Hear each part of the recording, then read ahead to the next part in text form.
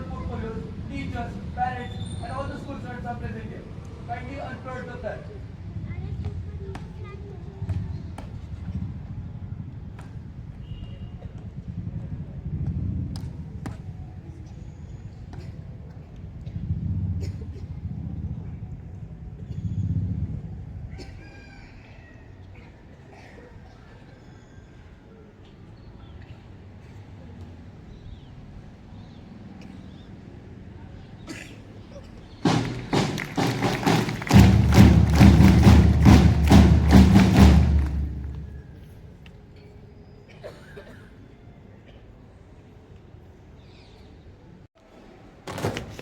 Parade! About done. Parade! Right, left, done. Parade! Open order march. Parade! Close order march. Parade! Right, left, done. Parade! Spot march.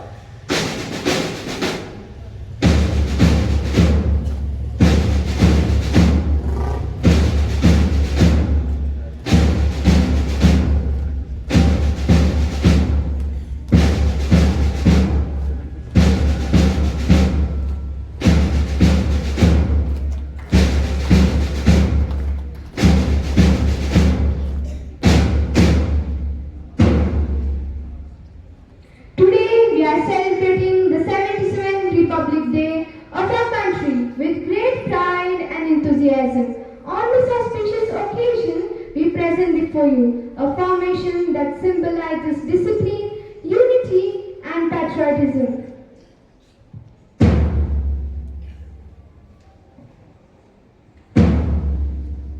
Through this presentation, the students perform army salute, showcasing their respect, discipline and deep love for the nation.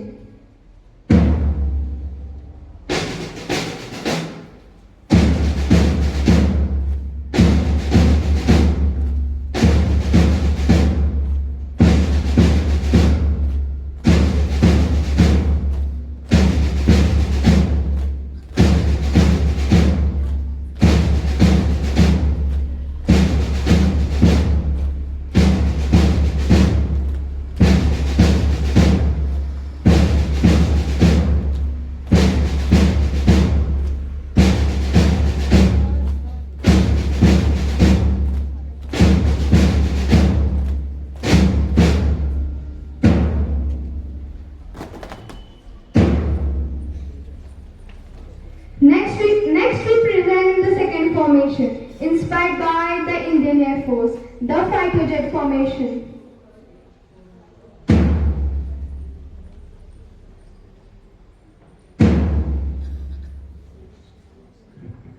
This formation symbolizes Air Force salute, symbolizing courage, discipline and unwavering dedication to nation.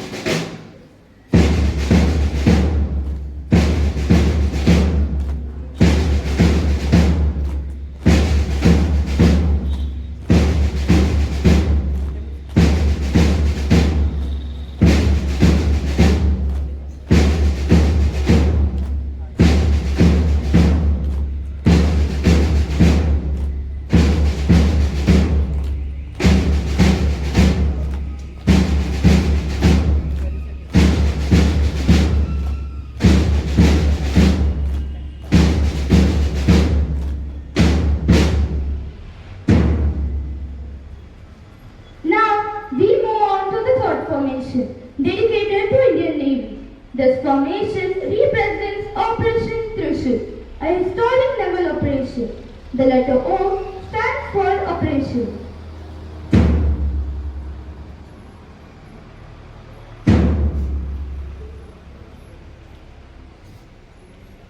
To honor our naval forces, the students also perform the Navy salute, reflecting bravery, dedication and national pride.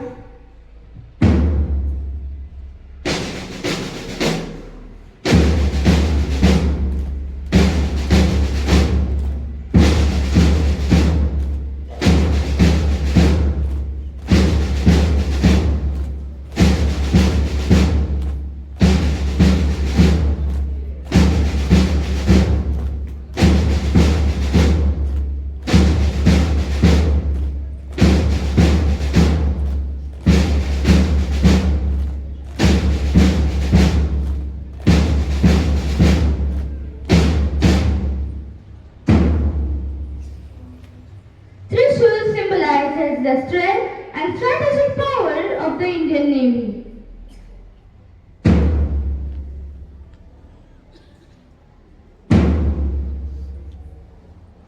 To honor our naval forces, the students also performed the Navy salute, reflecting bravery, dedication, and national pride.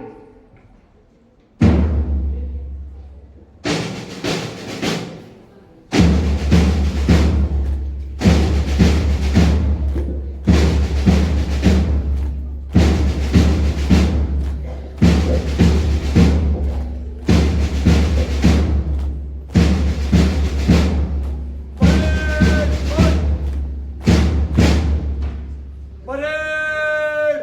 About done! Parade! Dismiss!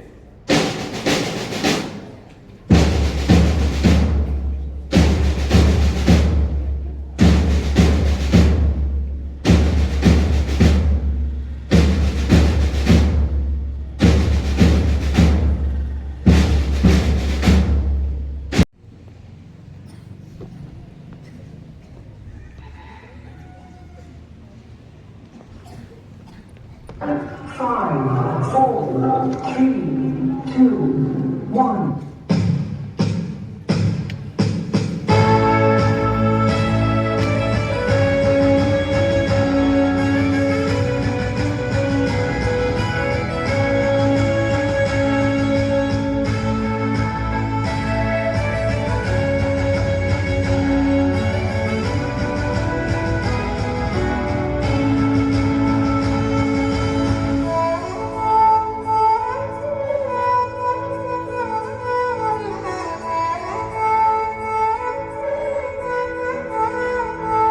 कैसे भूल जाएंगे हम उनको, है जिनसे milli आजादी हमको।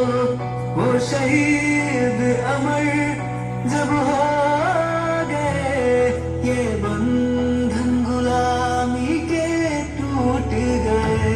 शान से ये तिरंगा लहराएंगे, एक नया भारत हम बनाएंगे। शान से ये तिरंगा लहराएंगे, एक नया भारत हम बनाएंगे। सबसे भी सुंदर मेरा ये जान, देश प्रेम का ऐसा जोश है और कहाँ। शान से ये तिरंगा लहराएंगे, एक नया भारत हम बनाएंगे।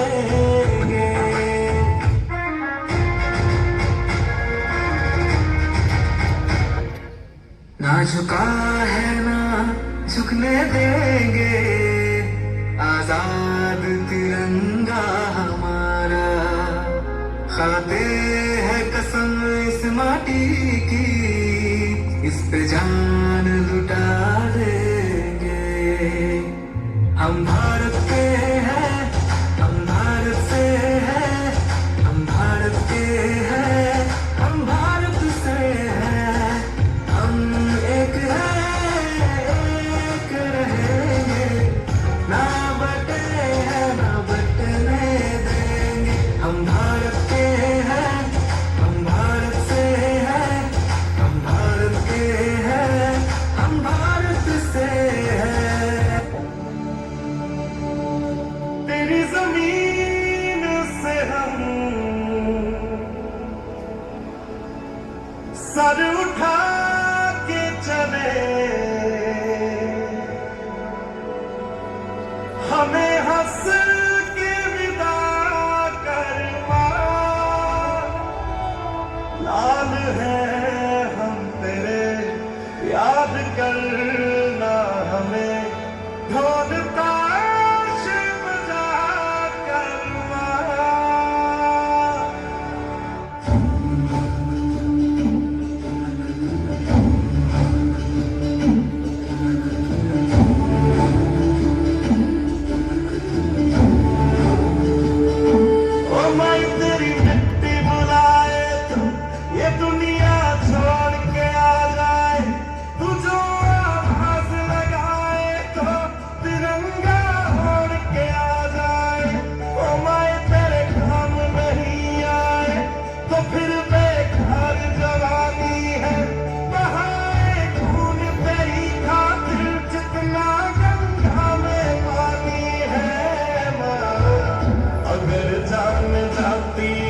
तो जाए जाए रे माई, कभी तेरी आन न जाए।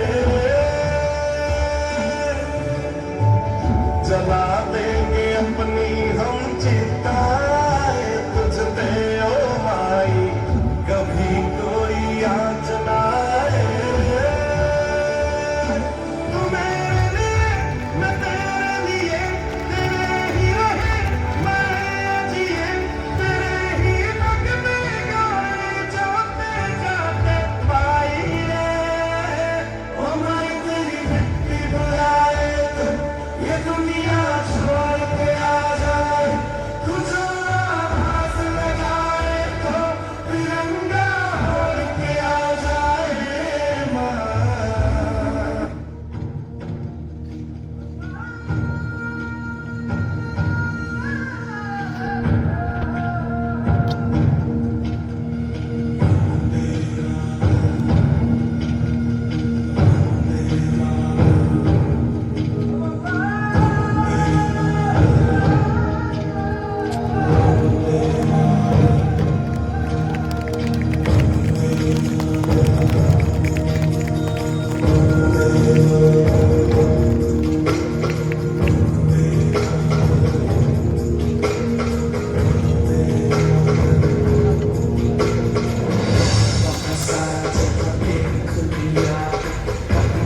तेरे जैसा कोई नहीं है, बस नहीं सुख तेरी आँखों में, नहीं कहीं तेरे जैसा कोई नहीं। गाया चला भी, बस तेरी याद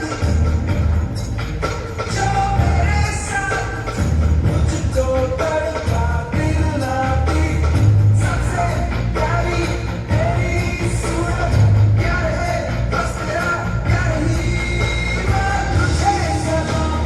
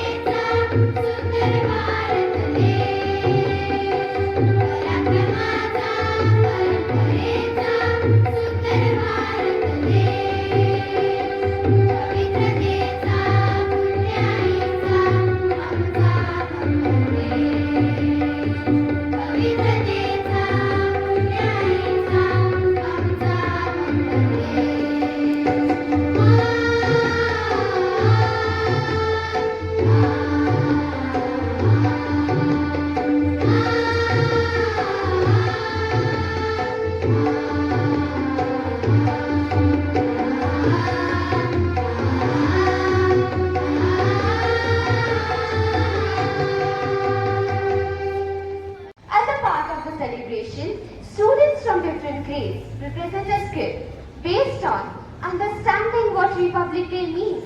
It's not just celebrating it, but living it every day through unity, equality, and responsibility.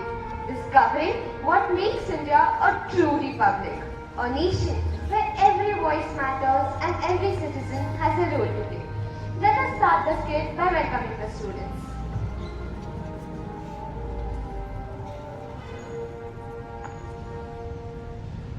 Wow, I love Republic Day. The parade, the music, it feels like whole country is celebrating together. Yes, but I still don't get one thing. We also celebrate Independence Day in August. Why do we have two national days? Independence Day is when we got freedom. So, Republic Day must be when we start celebrating it? Not quite. We became free in 1947. But in 1915, India took a new step. We gave ourselves a constitution, a set of rules and ideas that made us a republic. It means that the people would rule this nation, not the kings, not emperors, but citizens like us. Namaste, my young friends. I am the Constitution of India, the soul of democracy, the voice of people. I carried the hopes of millions who fought for freedom. When I was born on 26 January 1950, I carried the dreams of millions who thought of a free and fair India.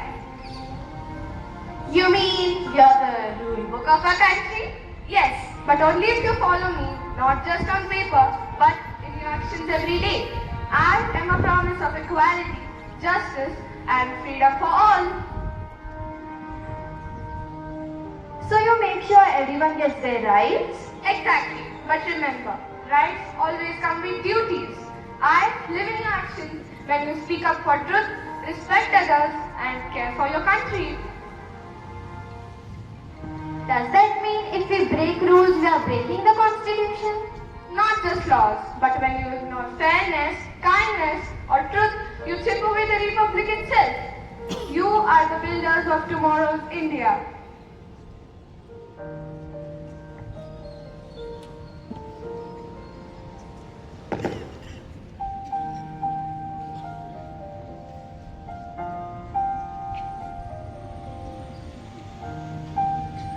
Children, freedom is not just the absence of change. It is when the mind is fearless and head is held high.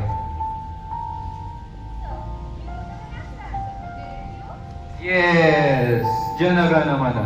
It celebrates the spirit of unity among our people.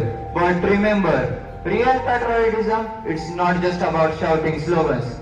It is loving your country by making it better every day. That's so true, Gurudev. We can start by being kind, polite, and hardworking. Exactly, my dear children. Every good deed is verse in the poem of our nation.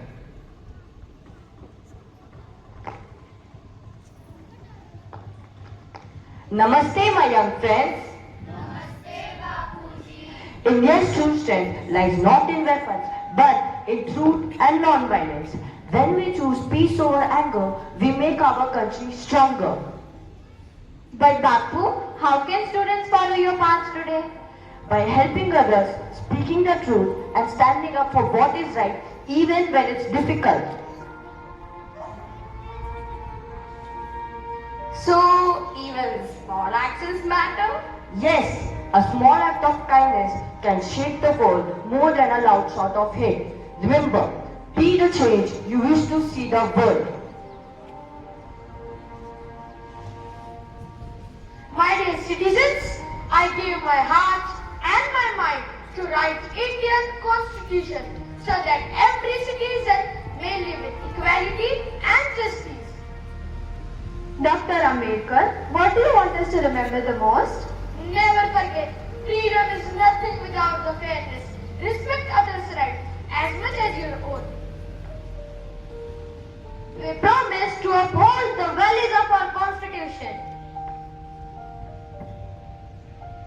From Tagore's vision to Gandhi's truth to us justice. Their voices built the India we stand in today. A nation is not built in one day. It grows every time the people live by the values of their constitution. We celebrate Republic Day every year, but we should also live Republic Day every day. Let's promise to make our schools and our country clean and kind and raise our voices against unfairness. Let's keep our tricolor flying high, not just in the sky but in our hearts. Beautifully said, children. Remember, the nation's future is not just written in books, but it lies in actions of its citizens.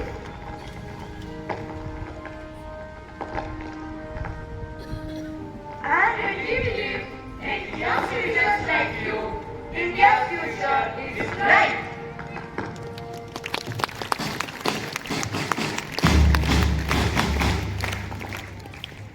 As the young citizens of India, let us take a pledge today. Get ready for the pledge. We, the children of India, promise to uphold the values of our Constitution. To be fair, kind, and responsible. To respect our people. And to build a nation. That is clean, green, and united. Jai Hind.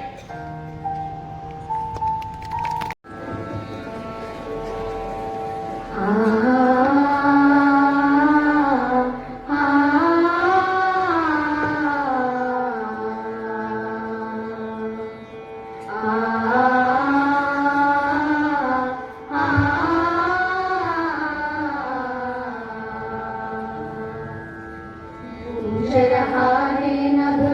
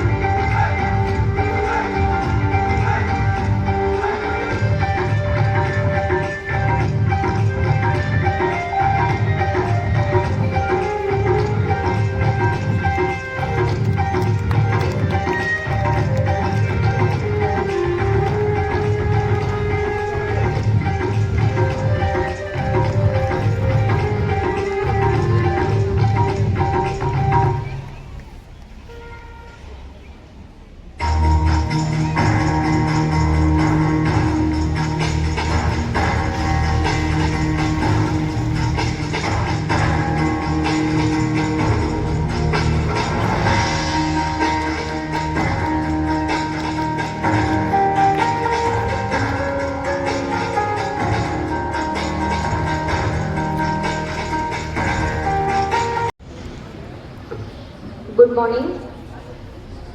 सर्वप्रथम सर्वांना 77व्या प्रजासत्ताक दिनाच्या मनपूर्वक हार्दिक हार्दिक शुभेच्छा. त्यानंतर विशेष आभार मी मानणार आहे. शक्यतो बोलण्याच्या सुरुवातीलाच आभार मानू नयेत असं म्हणतात, पण तरीही मला स्कूलचे विशेष आभार मानावयाची इच्छा झालेली आहे, कारण एवढा छान प्रोग्राम त्यांनी अरेंज केलेला आहे. बेसिकली या वयात मुलांना देशभक्ती म्हणजे काय, राज्यघटना कॉन्स्टिट्यूशन म्हणजे काय, आणि विशेष म्हणजे मुलांसह शिक्षकांनी याच्यामध्ये घेतलेला सहभाग, या काही उल्लेखनीय बाबी आहेत ज्याच्यामुळे मला शाळेचे विशेष आभार मानावेसे वाटत आहे. सर, खरंच मी माननीय प्राचार्य आणि त्यांच्या सहकार्यांचं मनापासून आभार व्यक्त करते की आपण अतिशय सुंदर कार्यक्रम अरेंज केलेला आहे. अगदी मन प्रसन्न झालं आमचं इथे येऊन, की जे काम आम्हाला करावंसं वाटतं युनिफॉर्म घातल्यानंतर, ते काम तुम्ही करून आमची बरीचशी जबाबदारी कमी केलेली आहे. तर आता अध्यक्षीय भाषण करण्याचं भाग्य मला मिळालेलं आहे.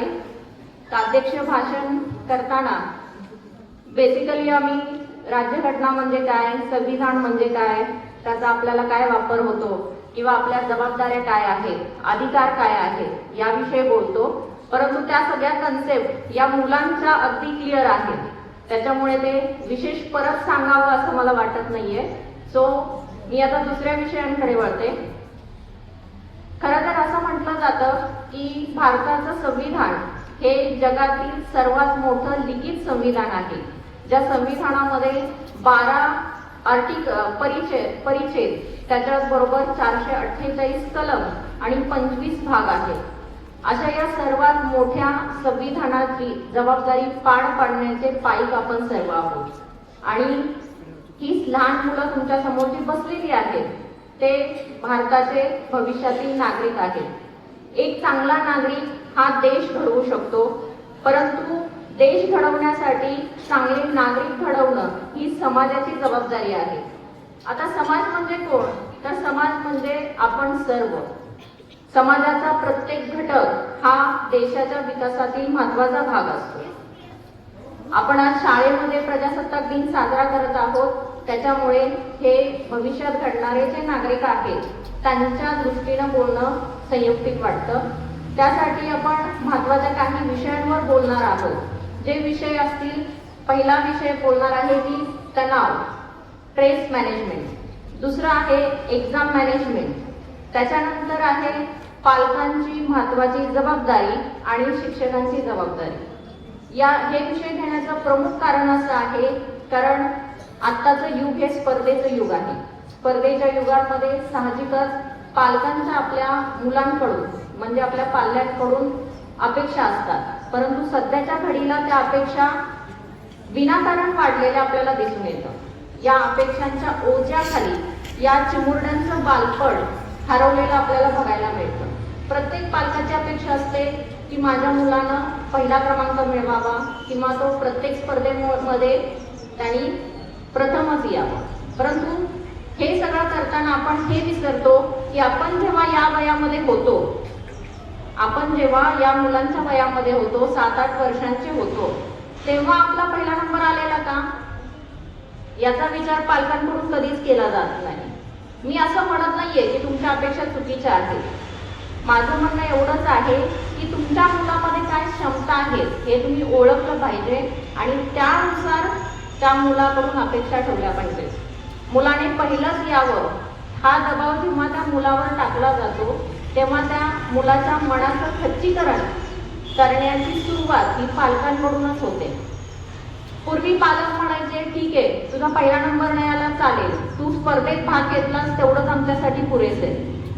परंतु आत्ताचे पालक काय म्हणतात, नाही तू भाग घेतलास तर पहिलाच घ्यायला पाहिजे. हे आपल्याला बरोबर वाटतं का?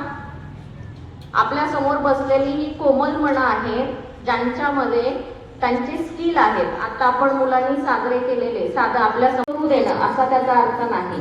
स्वातंत्र्य म्हणजे स्वैराचार नाही. मुलांना स्वातंत्र्य बिलकुल द्या, परंतु स्वातंत्र्याबरोबर त्यांना त्यांचे सुरक्षिततेचे उपाय देखील सांगणं गरजेचं आहे. तू परीक्षा दे, परीक्षेमध्ये तू 100% प्रयत्न कर, आम्ही तुझ्या सोबत आहोत. मार्क्स कमी पडले तरी चालतील. सर्वप्रथम पालकांनी हे समजून घेणं गरजेचं आहे की परीक्षा म्हणजे आयुष्य नाही, तर आयुष्यातील एक टप्पा आहे. एक परीक्षा नापास झाली म्हणजे त्या मुलाचं आयुष्य संपलं किंवा तो मुलगा अयशस्वी आहे त्याच्या लाईफमध्ये, असा निष्कर्ष काढणं चुकीचं आहे. कारण आपल्याला माहिती आहे भारतरत्न सचिन तेंडुलकर सर इयत्ता 10वी मध्ये फेल होते, परंतु आज त्या व्यक्तीने भारतरत्न मिळवलेला आहे. आज त्या व्यक्तीचं नाव घेतलं तरी आपली मान आदरानं सुटते. आमच्या खात्याचं उदाहरण द्यायचं झालं तर सर्वांनी 12th फेल फिल्म बघितली असेल. बघितली नसेल तर आपणही बघा आणि मुलांनाही दाखवा. त्या फिल्मचं नावच आहे 12th फेल, 12वी नापास. तर एक 12वी मध्ये नापास झालेला व्यक्ती नंतर कष्ट करून IPS बनतो आणि मुंबई सारख्या मेट्रोपॉलिटन सिटीमध्ये ॲज अ ॲडिशनल म्हणून काम करतो. तेव्हा या गोष्टी सर्वांनी लक्षात घेणं गरजेचं आहे की परीक्षा हा आयुष्याचा एक टप्पा आहे. परीक्षा म्हणजे तुम्हाला तुमचं करिअर किंवा आयुष्य घडवण्यासाठीचा एक मार्ग आहे, ते संपूर्ण आयुष्य नाही. मुलांसाठी सूचना असेल की परीक्षेचा लोड न घेता आपण वर्षभर अभ्यास केलेला असतो, तो अभ्यास फक्त तुम्हाला त्या 3 तासामध्ये त्या पेपरवरती दाखवायचा असतो. त्याच्यामुळे आता माझी परीक्षा आहे, आता माझं कसं होणार आहे, मी फेल तर होणार नाहीये ना, अशी मनात भीती बिलकुल बाळगू नका. तुम्ही वर्षभर त्यासाठी प्रयत्न केलेले असतात. फक्त थोडंसं फोकस राहिलं आणि पालकांच्या शिक्षकांच्या मदतीने तुमच्या शंकांचं निरसन केलं तर तुम्ही परीक्षेमध्ये नक्कीच पास होऊ शकता, अव्वल येऊ शकता. त्याकरता विशेष लोड घ्यायची गरज नाही. पालकांसाठी दुसरी महत्त्वाची सूचना अशी असेल की कृपा करून आपल्या मुलाची तुलना दुसऱ्या मुलाशी करू नका. एखादा मुलगा पळण्यात चांगला असेल, एखादा मुलगा पोहण्यात चांगला असेल, एखादा मुलगा वाचण्यात चांगला असेल, एखादा मुलगा गणितात चांगला असेल. प्रत्येक मूल हे सारखं नसतं. आपल्या हाताची 5 बोटं सुद्धा सारखी नाहीयेत. मग तुम्ही अशी अपेक्षा का करता की शेजारच्याला 90% पडलेत तर माझ्या मुलाला पडलेच पाहिजेत? ही अपेक्षा सरळ सरळ चुकीची आहे. याच्यामुळे काय होतं, मुलांच्या मनात एक न्यूनगंड तयार होतो की जर माझ्याच पालकांचा माझ्यावर विश्वास नाही तर बाकीचे माझ्यावर विश्वास काय ठेवतील. याकरता आधी स्वतःच्या मुलावर विश्वास ठेवा. मुलगा काय सांगतो, काय करतो यावर विशेष लक्ष द्या. मुलाने तुम्हाला एखादी गोष्ट सांगितली तर लगेच तुला कळतच नाही, तू असाच विचार करतो, असं कृपया रिॲक्ट होऊ नका.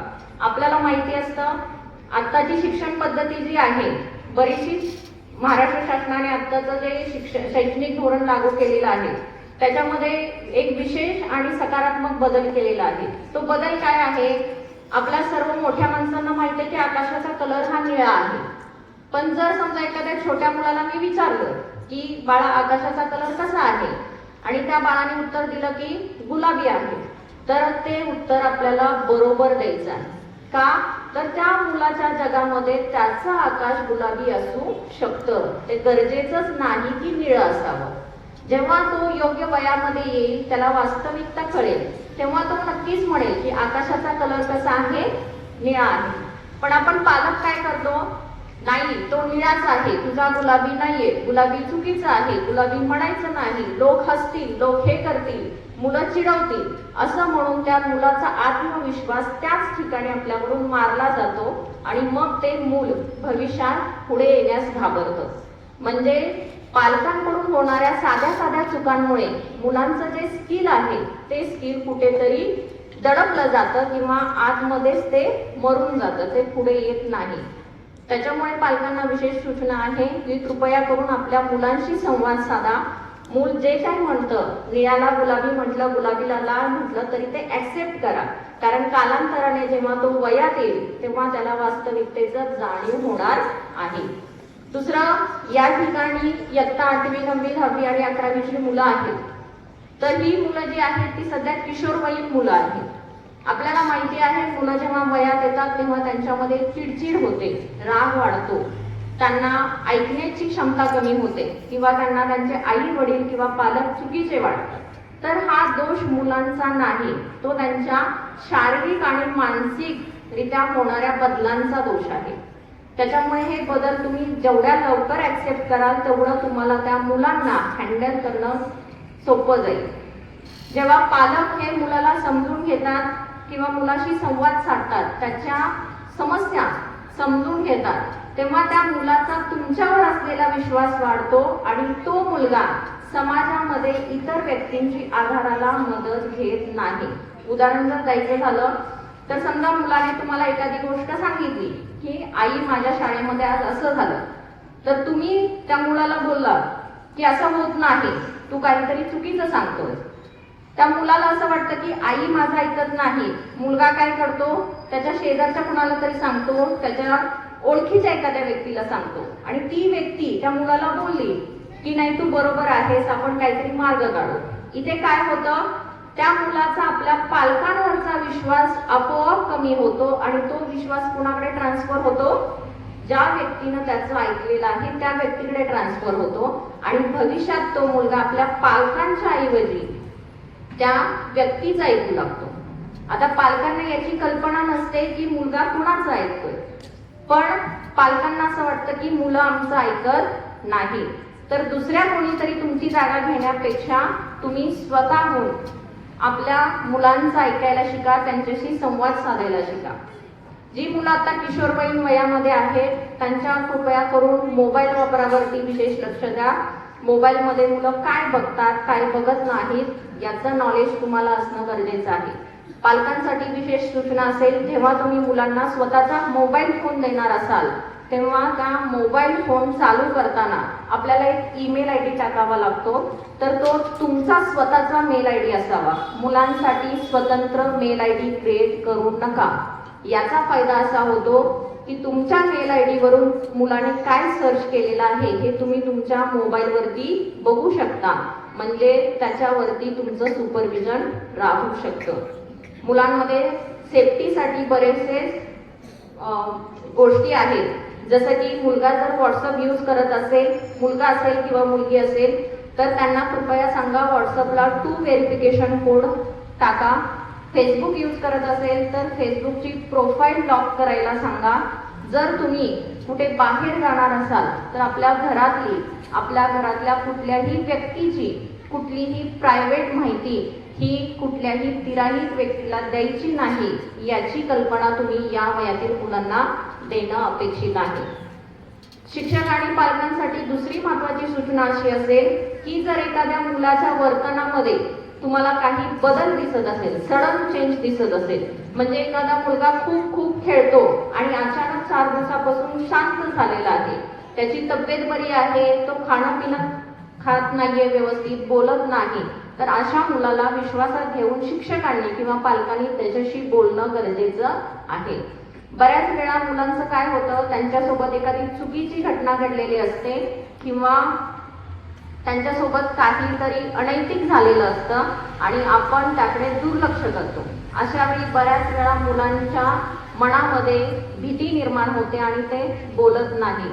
तेव्हा आपण त्या मुलांना विश्वासात घेऊन त्यांच्याशी नेमकं काय घडलेलं आहे, ते अभ्यासामुळे झालेलं आहे, घरच्या टेन्शनमुळे झालेलं आहे किंवा त्याच्यासोबत काही चुकीचं झालेलं आहे, याची माहिती घेऊन जर तुम्हाला गरज वाटत असेल तर आमच्या खात्याची मदत तुम्ही नक्की घ्यायची आहे. परंतु एखाद्या मुलाच्या वर्तनामध्ये होणारा बदल हा प्रत्येक पालकाने आणि शिक्षकाने लक्षात घेणं गरजेचं आहे. दुसरी महत्त्वाची गोष्ट शिस्त. मुलांच्या मध्ये डिसिप्लिन असावा असं आपल्या सगळ्यांना वाटतं, परंतु तो डिसिप्लिन सगळ्यात आधी पालकांमध्ये येणं गरजेचं आहे.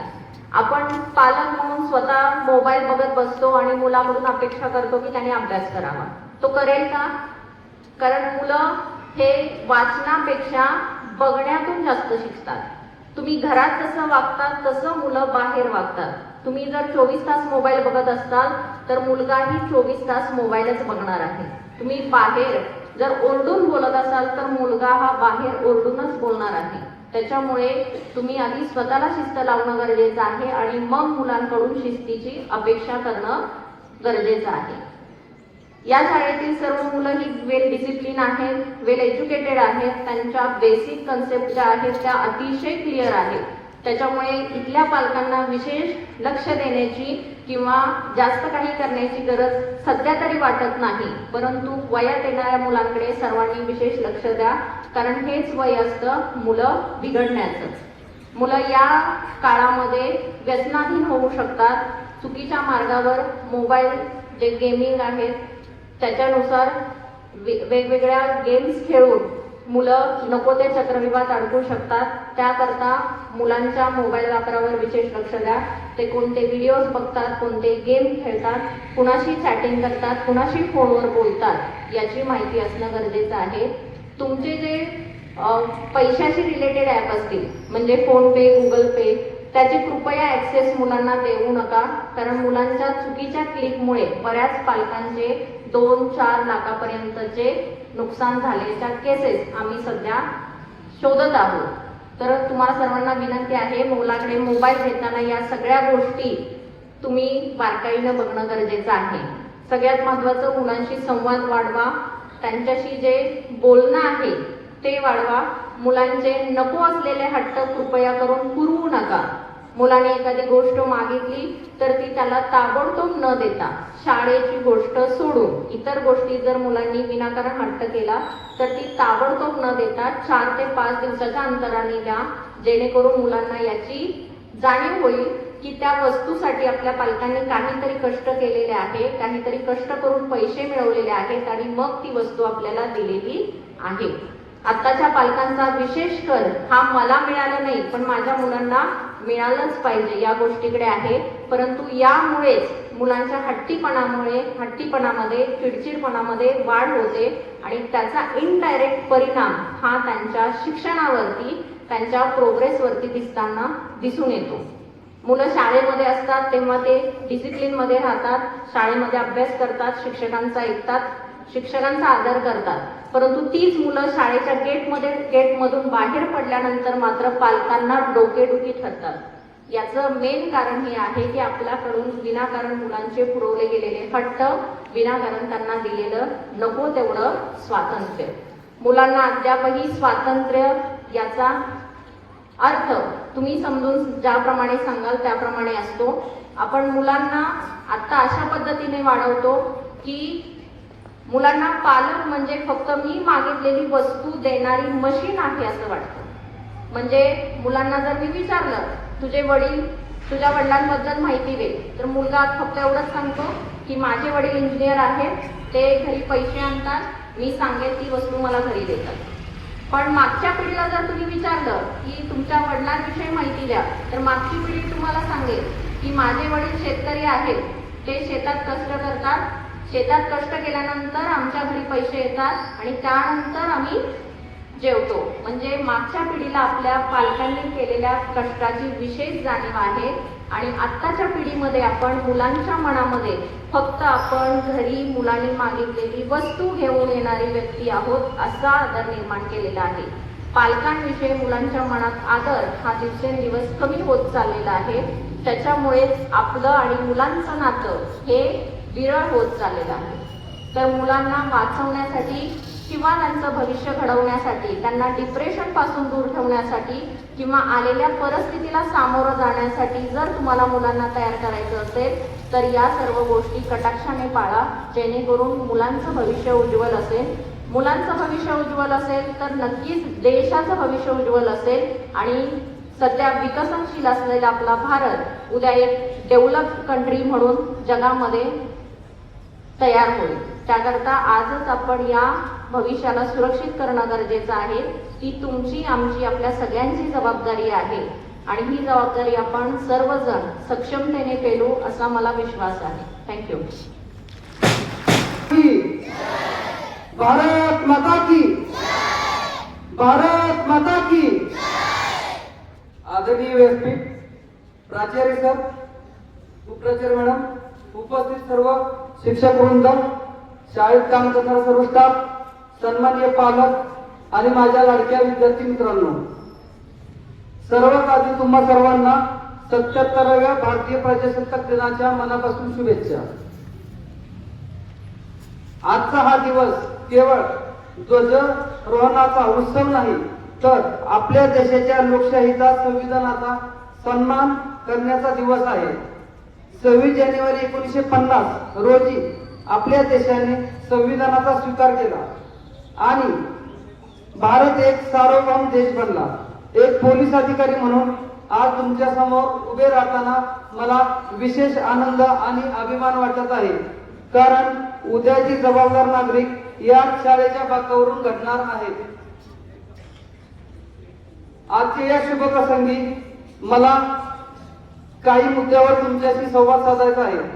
मगाशी मॅडमांनी जो संवाद साधला तो विशेषतः पालकांसंबंधी होता. आता मी तुमच्या संबंधी जो विषय आहे त्याबद्दल बोलणार आहे. आपली जी शाळा आहे, शिक्षक आणि आपले पालक यांचा आपण आदर केला पाहिजे. जर तुम्ही तुमचे आई वडील हे तुमच्या उज्ज्वल भविष्यासाठी अहोरात्र कष्ट करत असतात.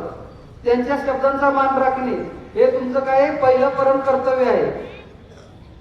शिक्षक हे केवळ पुस्तकी ज्ञान देत नाहीत, तर ते तुमच्या व्यक्तिमत्वाला पैलू पाडतात. गुरु विना ज्ञान नाही आणि ज्ञानाशिवाय प्रगती नाही. ज्या शाळेमध्ये तुम्ही शिकताय हे शाळा हे ज्ञानाचं मंदिर आहे. या वास्तूचा, इथल्या शिस्तीचा आदर करणे हे तुमचं कर्तव्य आहे. आपल्यापेक्षा वयाने जे मोठे असतील, आपले आजी आजोबा, घरातील सर्व मोठे व्यक्ती, समाजातील मोठे व्यक्ती, सर्वांचा आदर करणं हे आपलं काय कर्तव्य आहे. तसंच मला या शाळेबद्दल थोडंसं बोलायचंय. कराड सारख्या शहरी, दिवशहरी, ग्रामीण भागात पोतर इंटरनॅशनलने जो शिक्षणाचा दर्जा उपलब्ध करून दिलाय तो खरोखरच कौतुकास्पद आहे. ग्रामीण भागातील विद्यार्थ्यांना जागतिक दर्जाचे शिक्षण देणं ही एक मोठी देशसेवाच आहे. इथले शिक्षक केवळ अभ्यासक्रम पूर्ण करत नाहीत, तर ते खऱ्या अर्थाने उज्ज्वल भारताचे भविष्य घडवत आहेत. देशाच्या प्रगतीचा मार्ग हा शाळेतील वर्गातून जातो आणि त्याचे उत्तम उदाहरण म्हणजे तुमची शाळा आहे.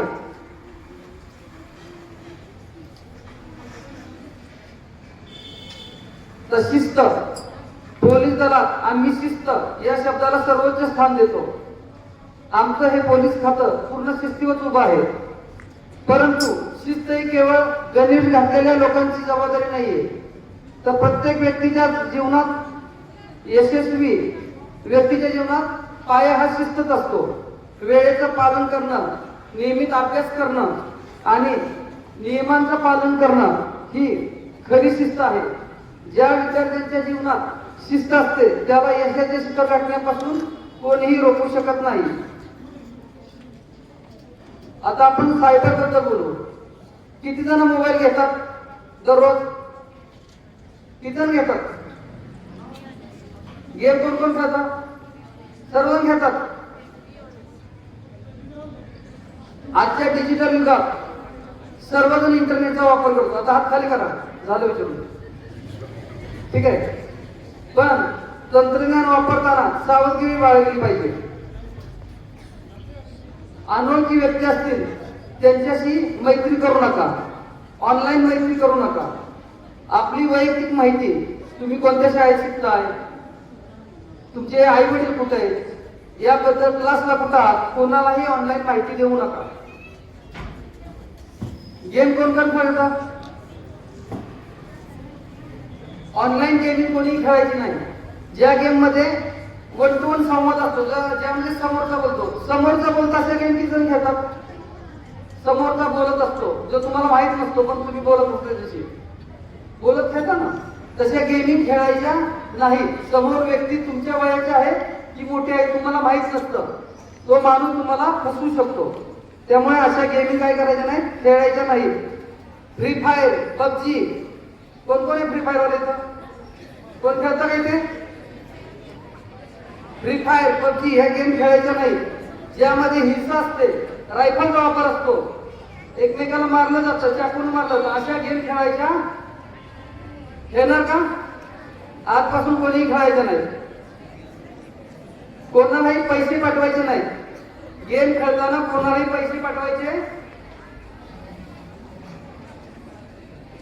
तसंच शालेय वयात अनेकदा कुतूहलापोटी मुले चुकीच्या मार्गाला लागण्याची शक्यता असते. नशा, अंमली पदार्थ यापासून लांब राहा. लक्षात ठेवा, व्यसन हे केवळ शरीराचा नाही तर तुमच्या भविष्याचाही काय करते, नाश करते. नेहमी चांगल्या मित्रांची संगत धरा. जरी कोण चुकीचा असेल तरी त्याला चांगल्या मार्गाने आणण्यासाठी शिक्षकांच्या मदतीने प्रयत्न करू शकता. असंघाची संघ केला तर काय होते, प्राणाशी गाठ. तसेच जरी तुमची कधी चूक झाली असेल किंवा झाली तरी पण न घाबरता पालकांशी, शिक्षकांशी बोला किंवा आम्हालाही संपर्क करू शकता. आम्हाला कसं भेटणार, आमचा नंबर काय माहिती तुम्हाला, किती नंबर आहे आमचा, 100 किती आणि 112. तुम्ही जर भीती वाटत असेल तुम्हाला आमच्या या नंबरवर संपर्क करा. आमचे मी नाही पण आमच्या माझ्यासारखा कोणताही पोलीस त्या नंबरवर तुम्हाला भेटेल. तुम्ही फक्त सांगा, तुम्हाला 100% मदत भेटेल. ठीक आहे. आता पुढे, जर कधी काही वेळेला असा प्रसंग येतो की तुम्हाला स्वतःचं संरक्षण करायला लागतं, जिथं तुम्हाला असुरक्षित वाटेल किंवा पोलीस तुमच्यापर्यंत पोहोचायला वेळ लागेल किंवा पालक नाहीये, शिक्षक नाही, त्यावेळेला तुम्ही काय करायचं, जर तुम्हाला कधी वाटलं धोका आहे तर जोर जोरात ओरडायचं. एकटा हात तुम्हाला वाटतंय तुम्हाला काही धोका होऊ शकतो, त्या ठिकाणी जोरात ओरडा. आजूबाजूच्या लोकांना समजेल की तुम्हाला काहीतरी मदत हवी आहे. आजूबाजूचे लोक तुम्हाला मदत करतील. जर तुम्ही ओरडला नाही, फक्त घाबरून गप बसला तर त्यांना समजणार आहे का, नाही समजणार. जर अशा ठिकाणी तुम्हाला संकट वाटलं त्या ठिकाणी थांबू नका, तत्काळ ती जागा सोडा. त्या ठिकाणी न थांबता एखाद्या सेफ ठिकाणी जावा. जर तुमच्यासोबत एखादी वाईट घटना घडली किंवा वाईट काही प्रसंग असेल, वाईट कोण वागत असेल तर तत्काळ काय करा, तुमच्या नातेवाईक, आई वडील, शिक्षक, सिक्युरिटी, पोलीस कोणाला तरी माहिती द्या, जेणेकरून तुम्हाला मदत देता येईल तत्काळ. आम्हाला कोणत्याही अनोळखी व्यक्तीनं दिलेला खाऊ किंवा प्रलोभन आणि मोबाईल, अनोळखी व्यक्तीनं दिलेला खाऊ तर आता बरेच जण घेणार नाहीत, सर्वांनी सांगितलंय, पण अनोळखी व्यक्तीनं गेम खेळण्यासाठी मोबाईल दिला तरी घेऊ नका. तुम्ही मोबाईल खेळत बसा, त्यावेळेला काहीतरी तुमच्यासोबत वाईट घटना घडू शकते.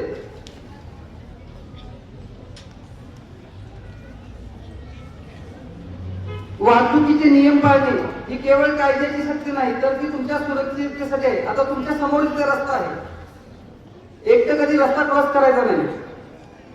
ठीक आहे. लहान मुलांनी गाडी चालवायची नाही, 18 वर्षापेक्षा लहान मुलांना गाडी चालवायला परवानगी नाही. काही वेळा रस्त्यावर पाहतो आपण की काही शाळेची, कॉलेजची मुलं जोरात गाडी चालवतात, तर जोरात गाडी चालवायची नाही. ज्यांना लायसन्स परवानगी असेल त्यांनी, आणि ज्यांना नाही त्यांनी चालवायची नाही. रस्ता ओलांडताना नियम पाळा. पालकांनी सर्वांनी हेल्मेट परिधान करत जावं. गाडी चालवताना सीट बेल्ट वापरा.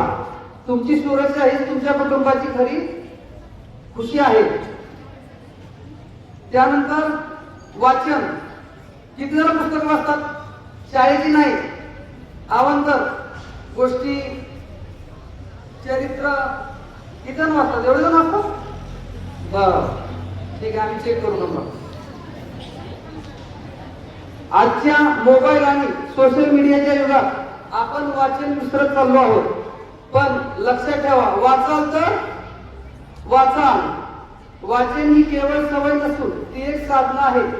चांगली पुस्तके वाचल्यामुळे तुमचे विचार प्रगल्भ होतात, तुमची कल्पनाशक्ती वाढते आणि तुमची शब्दसंपत्ती सुधारते. थोर पुरुषांची चरित्रे वाचा, विज्ञानाची पुस्तके वाचा. वाचनामुळे तुम्हाला जगाकडे पाहण्याचा एक नवीन दृष्टिकोन मिळेल. दररोज किमान 20 ते 30 मिनिटं अवांतर वाचन करण्याची जिद्द बाळगा, कारण त्याने माणूस देशाला काय करतो, प्रगतीकडे नेऊ शकतो. आणि सर्वात महत्वाचं, पोलीस हे तुमचे शत्रू नसून मित्र आहेत. समाजातील शांतता, सुव्यवस्था राखण्यासाठी आम्ही कटिबद्ध आहोत. तुम्हाला कधीही भीती वाटली किंवा काही चुकीचे घडत असल्याचे दिसले तर न घाबरता पोलिसांशी संपर्क साधा. आम्ही तुमच्या मदतीसाठी सदैव तत्पर आहोत. तसेच माननीय प्राचार्य सर यांनी आम्हाला कार्यक्रमानिमित्त प्रमुख पाहुणे म्हणून बोलवले, त्याबद्दल पोलीस प्रशिक्षण केंद्र तुर्ची, सांगली यांच्या वतीने आम्ही आपले आभार व्यक्त करतो. शेवटी इतकेच म्हणेन, देशावर प्रेम करणे म्हणजे केवळ घोषणा नाही, तर घोषणा देणे नव्हे तर एक चांगला माणूस म्हणून पण जगणं आवश्यक आहे. आणि आपल्या शिक्षकांचा, पालकांचा, आपल्यापेक्षा वयाने मोठ्या व्यक्तींचा मान राखणे आणि नियमांचे पालन करणे. होय, तुम्ही सर्वजण शिकून मोठे व्हा आणि या देशाचे नाव काय करा, उज्ज्वल करा. हीच दिशा. पुन्हा एकदा तुम्हा सर्वांना प्रजासत्ताक दिनाच्या खूप शुभेच्छा. जय हिंद, जय Maharashtra.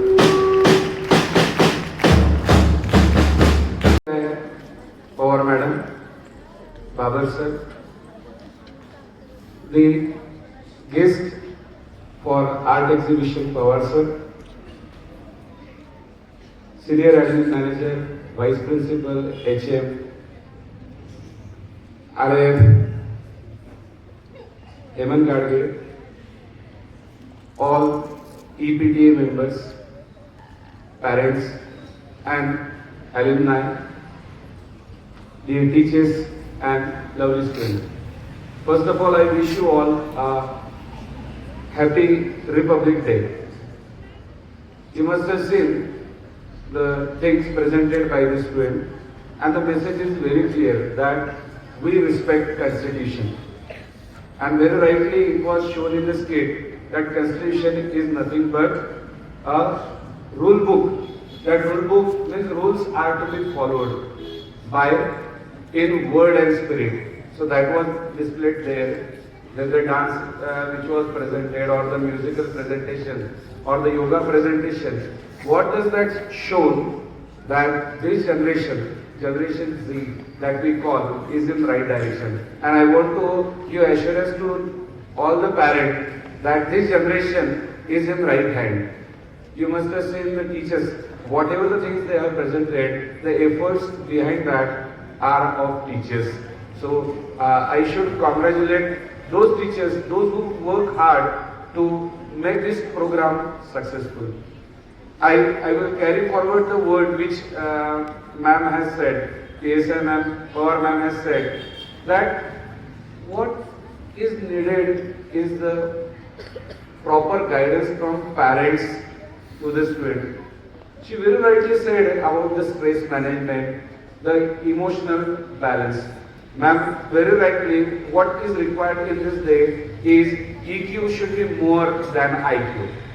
Emotional quotient, if it is more than intelligent quotient, the child will work in balanced condition. Should understand. And ma'am, I want to tell that here we give more social opportunity. You must have seen the interaction. You'll see the art exhibition, everything we find, we give more opportunities to the student.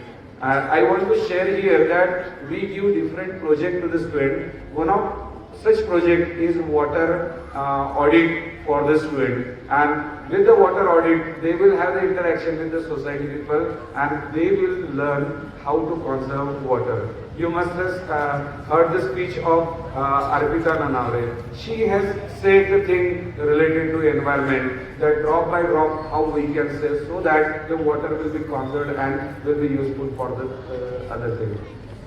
Babar sir, I want to tell that here we have in our syllabus the digital literacy for the student, how good citizens can be and how protection can be. And I want to say very proudly here that when our students they visited to your police academy at Kochi, there they have handled different instruments and they were very mesmerized to see all that thing. They said that yes, the things are there, they are at right place, and what are our responsibility. They shared one thing, that becoming a police is not very easy. Their only intellectual power will not work, but along with that, your physical strength, your logical thinking, and how you work dedicatedly, that they were able to observe. So, hats off to you people. One more thing that I want to share is related to the speech by our Honorable President, Draupadi Murmu ma'am. Yesterday, she delivered the thing and she told about the contribution from all the countrymen. different people in different sectors, they work together. And she mentioned about the people, different people who constituted the India. She mentioned about Netaji Subhash Chandra Bose. She mentioned about Sardar Vallabhbhai Patel. Various people, those who contributed in making the India, she told about. And only not making the India, but how India can grow. She mentioned about the vision that APJ Kalam, that he has shared that in 2030 the youngest country will be India. And yes, the future lies in their hand. Here we work as a facilitator. Yes, we are giving them the opportunity. School is trying. Sir, I want to tell that before few days we had that Sadak Suraksha Saptaha, where we have cyclathon along with the RTO people to make the awareness. And here every time we tell about helmet, passing the seat belt, and our kids, they are doing that work. Yes, of course, this generation has to be given direction, and you people, especially parents, you must have seen that how the students were performing.